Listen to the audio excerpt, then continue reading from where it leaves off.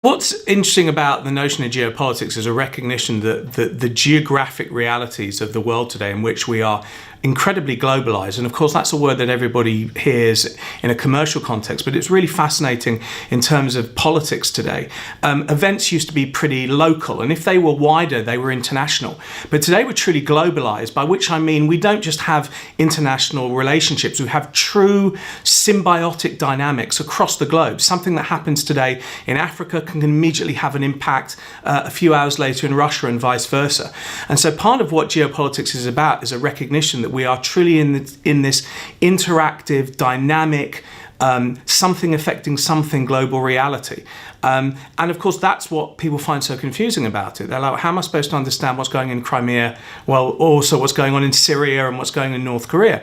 And part of what I do is try and show that actually within the chaos there's patterns, and that with not much work, you can begin to get your head around the areas that may affect you and begin to look at them with a level of literacy rather than shock and confusion. Many people think geopolitics has got nothing to do with them, their firm, their industry, but actually it's remarkable how much it often is. There are so many sectors, hospitality, insurance, travel, where I've been brought in to do the presentations where there simply wasn't a feeling that these were issues that were going to affect them. But these are organizations and industries which by their nature are global. The relationships they have are going across the borderlines, the national borders, the communication barriers that are at the heart of these tensions. And it's amazing how you simply take the geography of their business and you then start talking about the geopolitics, that suddenly people start to recognize, oh, maybe that's why we had this difficulty a couple of years ago. Maybe we didn't recognize that we were affected by a political tension or a bias towards the country to which we come from. We didn't realize we were operating in something that was sensitive. And so it is remarkable how many industries who traditionally would say, this is the last speaker in the world I would ever hire, where I've opened their conference, I've been the first speaker at their event, as they recognize that this is a topic they have to deal with.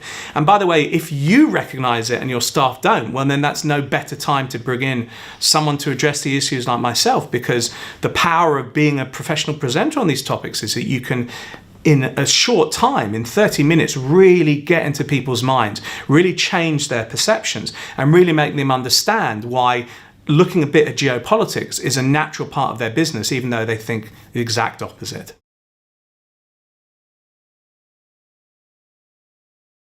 You're absolutely right to highlight the importance of technology within this dynamic of globalization.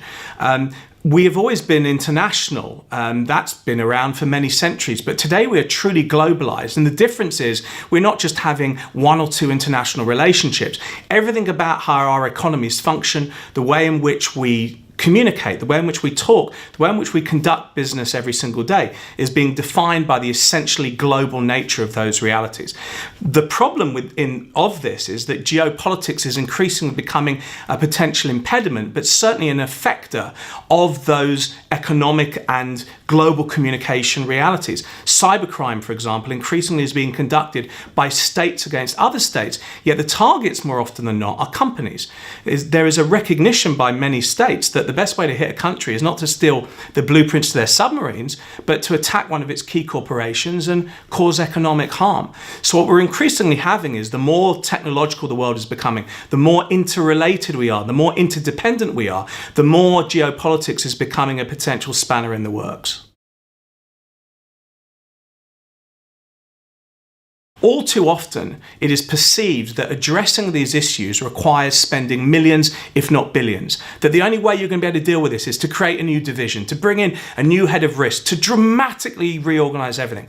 Part of what I explain in my work is that the simple recognition that your firm, your enterprise needs to be a bit more literate, that you simply need to create a culture in which you begin to look at these issues, which is not only inexpensive, it sometimes can be at no cost at all, can make a dramatic difference. Now, of course, some huge global enterprises will have to spend millions on this, but others will have to spend tiny amounts, if any.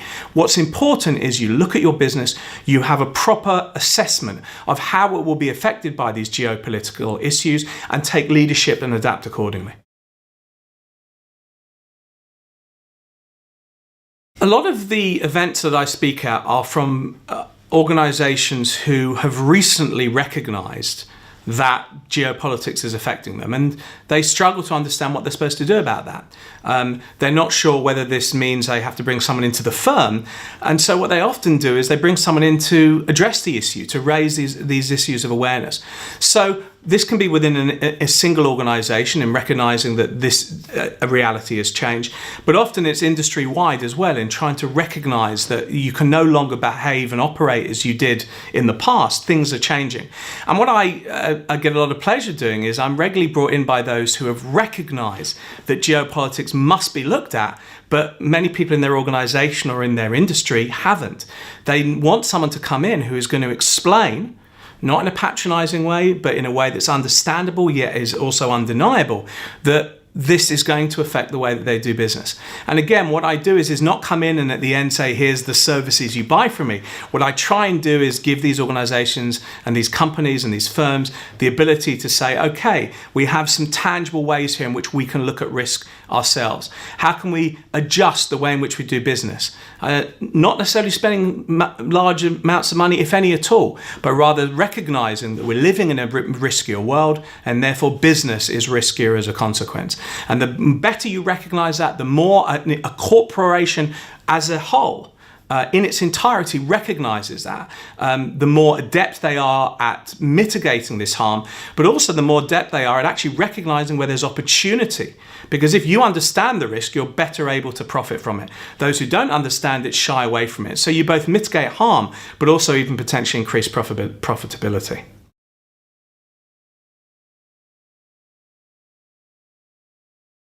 When I first did this 15, 20 years ago, very few industries had fully recognized they needed to address geopolitics. The crowds I would speak to would be the obvious ones, those who directly dealt with security or with terrorism, and those who operated in clearly risky environments. But as, quite rightly, the recognition has developed in the last few years of how geopolitics is an unignorable factor. It is going to influence you whether you like it or not. It's been very gratifying to see how industries that never thought that they would look at geopolitics have come to me. And indeed, in the last few years, I have spoken at events where I've been the opening keynote speaker to an industry event that has never looked at the topic before. And each one said to me, you know what, we're going to open the conference with you because we can't ignore this anymore. We want to set the tone. And what's fascinating about that is often my job there is to convince the audience that this is going to affect them, because they themselves have not come to that recognition. So this is about information, this is about education, but it's also about fundamentally making sure that the people you care about, your employees, the people within your industry, that your clients are given the information they need to better do business in the world today.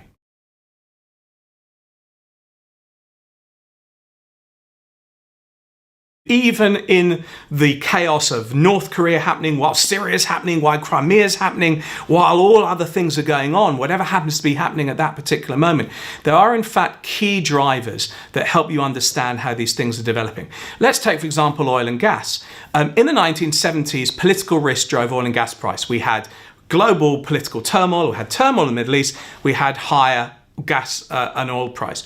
What's fascinating today is that nexus is reversed. What actually is going on is the oil price, relatively high and relatively low, has been driving geopolitics.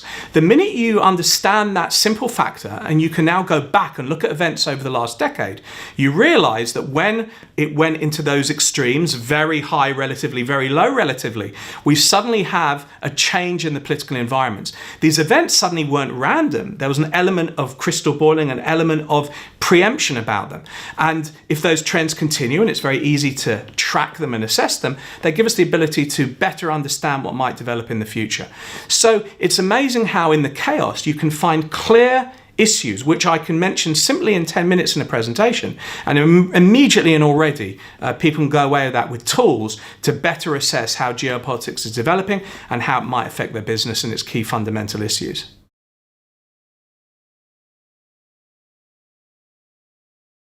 You're absolutely right. And I think it's one of the most fulfilling parts of my job is how many people come up to me and say, you know what, I came to this very cynically, or, I probably wouldn't have come to this at all if it wasn't at the conference, but you've really opened my eyes to these realities. And I very often then get follow up from people saying, well, I can get more reading. You mentioned this. Can I have a statistic about that? And it's a wonderful thing to be able to, in just a short presentation, give people the tools, open the doors for them. They believe they can go off and begin to explore these things themselves. My work is most gratifying when I don't have an organization at the end saying, okay, you've scared us, we've no idea what we're going to do about it. But they can feel from just one presentation, I've given them enough, that they can go off and directly address how this will affect them and to make simple, easy, inexpensive changes that make a dramatic difference to how they respond to these issues, and they're better businesses as a consequence. I always say to my clients that if anyone like myself comes along and tells them answers, they should run away screaming. No one in geopolitics has got answers. But what we can do is give detailed analysis based on what has happened, show the trends that are in play. In effect, we're not just giving the answer at the end of the maths problem. We're showing you the workings out and the equations. We're helping decision makers make better decisions. And that's what's key about what I do. There's no point bringing someone with a crystal ball and they wave their magic and go away. What I can hopefully do is help decision makers make better decisions, but also a speaker like myself can go in and simply explain to people why their cynicism about geopolitics, it doesn't affect me, or if it does, what am I going to do about it? Just to put in their minds about where it will have an influence, but also give them the confidence to know that they can engage in it without going off and doing a PhD. A limited investment, a limited change in corporate structure can make a dramatic improvement to how a business understands what's going to affect them and prepares to mitigate any effects that may come. And in fact, even benefit from those events when they happen.